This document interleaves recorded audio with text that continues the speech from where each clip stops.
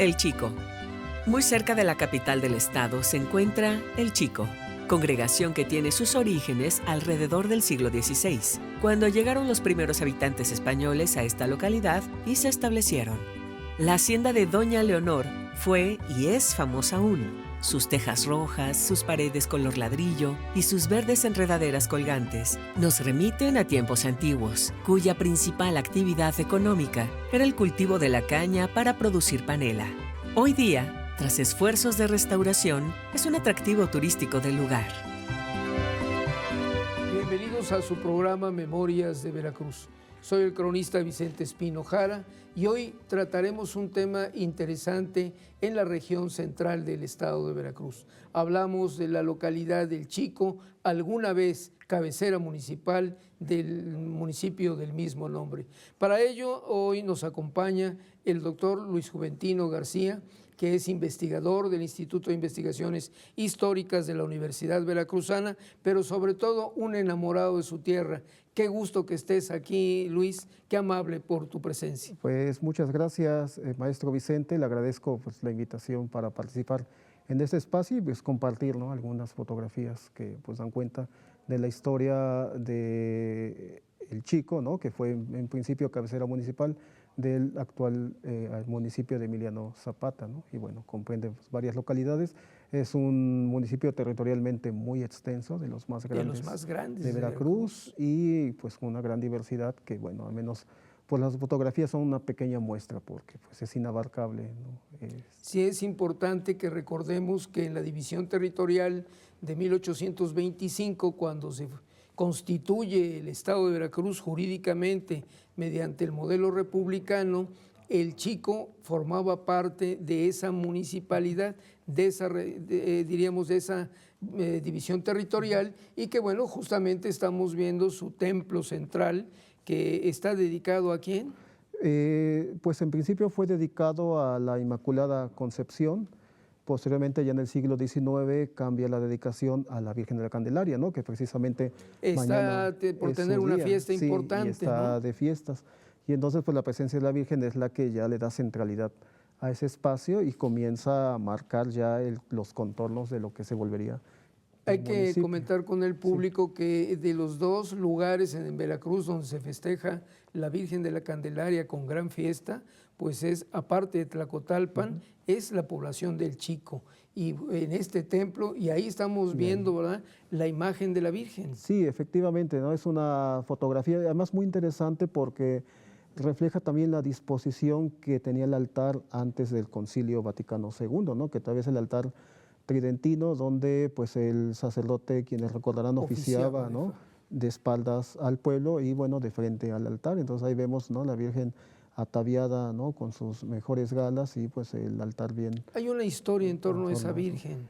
Sí, la Virgen llega pues a fines del siglo XVI, permanece en El Chico, pero precisamente ya en el siglo XIX, en medio de las convulsiones políticas, Antonio López de Santana, recordaremos que compra la hacienda del Lencero y pues se lleva por unos años la Virgen al Lencero y regresa alrededor de 1858, se la llevó poco tiempo, ¿no?, pero es bien recordada. Pero retornó al lugar. Sí, y bueno, hoy vemos ahí una torre de un campanario, ¿no? Sí, conforme crece, ¿no?, El Chico, ¿no?, se van formando poblaciones que ya existían. Una de ellas fue Estanzuela, que creció muy rápidamente, se vuelve la población más grande. Para ya iniciar el siglo XIX, Estanzuela es la que tiene el mayor número de habitantes, y también esa pujanza se refleja en la construcción de una iglesia, ¿no?, que es la más grande de la región. Ahí es su primer templo, que se inicia su construcción en 1887 y justamente ya en días próximos está por cumplir un aniversario más de su dedicación a la Inmaculada Concepción. Curiosamente, el culto a la Inmaculada Concepción se traslada a Estanzuela y el templo se inaugura formalmente en 1893 con la visita del obispo. Muy bien, magnífico. Pero bueno, ahí está justamente un punto importante, ya desaparecido, decías, de un puente. Sí, efectivamente, podemos bautizarlo el hermano del Puente del Diablo, ¿no?, que está en pie, sabemos. Este puente también conectaba la carretera Las Trancas Coatepec, ¿no? En aquel tiempo Camino, es un puente que pues también es de origen colonial, y esta foto es muy interesante porque si observamos en primer plano, abajo está una señora lavando ropa y al fondo unos trabajadores que están ya haciendo los trazos de lo que sería el puente moderno, ¿no? Ya de concreto Es decir, lo armado. sustituyeron. Sí, y ya pues el puente cae en desuso y es demolido, ya incluso lo vemos ya muy deteriorado. Pero bueno, también la comunidad ha tenido diversas actividades y presencia social, ¿no? Sí. Y en la imagen que ahora el público compartimos con ellos, ¿estamos viendo ahí a un grupo de trabajadores? Es también una foto muy emblemática porque es el último cuerpo, el último cabildo que sesionó desde el Chico, ¿no? ¿Cuándo fue el cambio de localidad para la cabecera municipal? Tiene lugar en 1939 y si podemos observar, este cuerpo de regidores operó de 1938 a 1939, que es cuando ya se traslada la cabecera a Dos Ríos. A Dos Ríos que se hace ese cambio. Entonces es como la foto del recuerdo, digamos. Ya, el último la que ayuntamiento sí, que sí.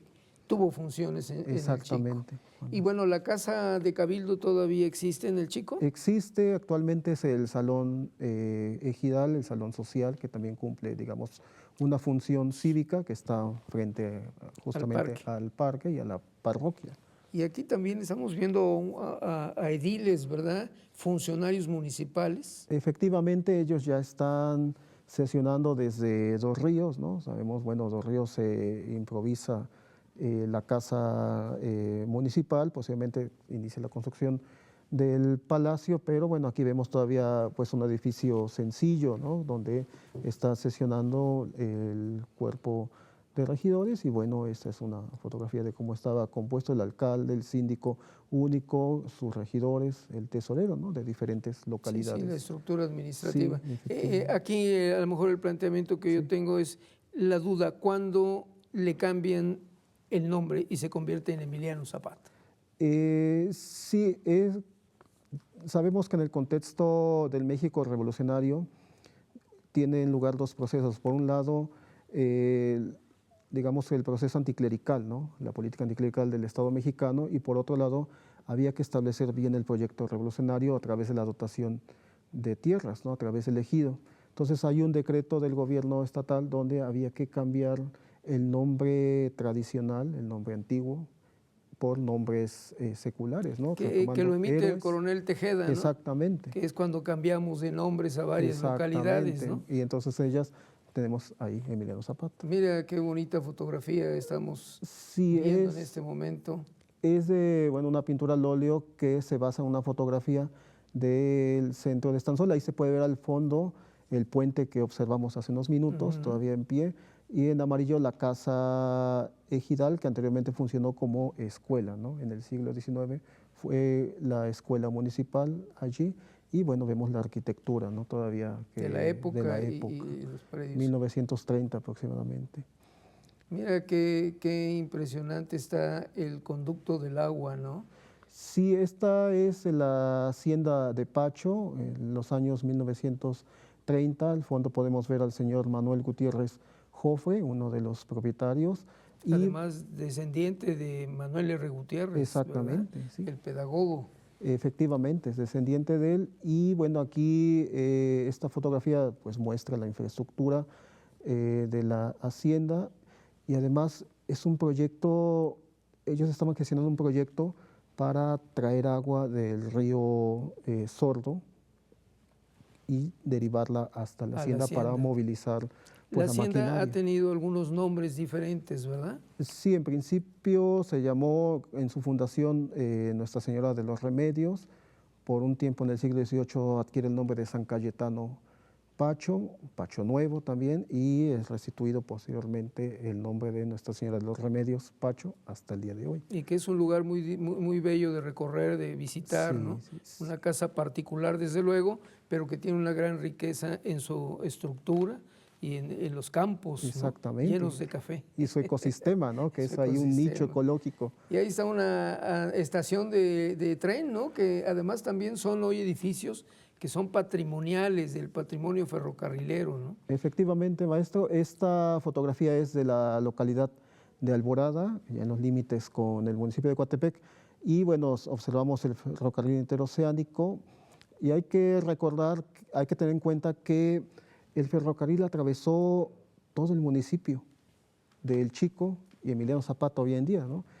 Alborada es de las primeras localidades, Roma, y pues si vemos pasa Chavarrillo, por Carrizal, por Rinconada, o sea, gran parte del trayecto, y entonces por eso traje esta fotografía donde vemos. Sí, porque es uno de los municipios territorialmente más grandes que tiene Veracruz, ¿verdad? Exactamente. Emiliano Zapata.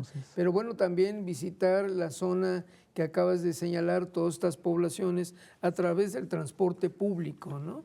Que hoy día, bueno, tiene muy buena carretera, muy buena vía de comunicación, pero hubo empresas que abrieron estas brechas, ¿no? Así es, así como el ferrocarril en el siglo XIX comenzó a unir localidades del municipio, aquí ya en el siglo XX, a mediados del siglo, pues observamos, ¿no? También se expande el transporte automotor a través de los autobuses, las cooperativas.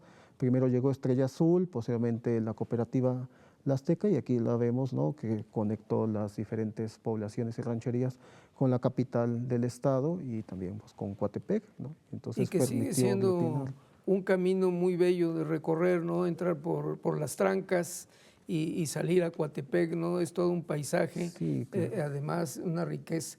Pero bueno, como todas las poblaciones veracruzanas, la presencia de la educación ha marcado momentos importantes y con el público estamos compartiendo una fotografía de unos escolares, ¿no? Con su maestro. Sí, claro que sí, es la escuela primaria Hermenegildo Galeana, también digamos que es la sucesora de una fotografía que vimos hace unos instantes, donde estaba el edificio amarillo. Ajá. Aquí ya es la escuela moderna, es 1964, pues egresa una generación de infantes y bueno, pues ahí ¿No estás tú entre esos niños? No, pero está mi padre. Ah, ahí muy bien, oye, magnífico. Sí, entonces bueno, pues ahí Qué buen recuerdo, qué bonito recuerdo. Seguramente allá en su casa, en su hogar, hay algunas fotografías de este tipo en donde están, pues seguramente, nuestros seres más queridos. Así es. Qué bonita fotografía. Pero bueno, también decir, cuando uno habla de la región, también hay que traer a cuenta que todas estas regiones han tenido un carácter también deportivo, cultura, salud, y que en ello, bueno, el béisbol no es ajeno a los grandes campos que todavía se ven uno que otro por ahí, ¿no? Y que siguen despertando muchas pasiones. Entonces vemos esta fotografía de los años 40, pues con sus indumentarias de aquella época, pues ya vemos con equipos nombre, que ¿no? Exactamente, que traen puesta la camiseta y la identidad ya local, ¿no? Y bueno, iban y venían de una población a otra, pues disputando los diferentes duelos, torneos, ¿no? ¿Y se sigue practicando el béisbol en la zona? Sí, se sigue practicando, hay muy buenos campos como en Pacho Nuevo, hay un campo de muy bien buena desarrollado, calidad, ¿no? Y bueno, también la cuestión religiosa, el tema de la fe. Y nos platicabas que ha habido representaciones de la Pasión de Cristo en algún momento. Sí, fue algo que gratamente me enteré hace poco, que por ejemplo en Estanzuela en los años 70 se escenificaba la Pasión de Cristo el día Viernes Santo, ¿no? Que es bueno, algo que ya no se hace, pero que en su momento... Hay algunos municipios veracruzanos donde todavía se sigue representando y yo creo que pues no está de más la buena intención de la Grey Católica de hacer estas representaciones que son también procesos educativos y de grandes valores, ¿no? Así es, y como en los eventos cívicos, pues también en los religiosos la gente se unía congrega, y generaba comunidad, ¿no? También, que es lo más importante, generar comunidad. Exacto. Y hablando de comunidad, amigos míos, el doctor Luis Juventino hace poco tiempo presentó un sencillo trabajo, pero con mucho contenido, que se llama La Estanzuela, una historia breve de los orígenes olvidados. Hay que consultarlo, hay que leerlo, ya tú nos dirás cómo tenemos acceso a él, y a ustedes darle las gracias por habernos acompañado en esta emisión. Luis, muchísimas gracias. ¿Algo quieras agregar? Pues muchas gracias, maestro, y bueno, pues es fragmentos de una historia que efectivamente estamos construyendo. Las fotografías es un material valioso junto con la documentación de archivo y el testimonio de la gente que lo vivió. Así que bueno, muchísimas pues, gracias. Gracias. Y a ustedes, amigos, nos vemos pronto. Buena tarde.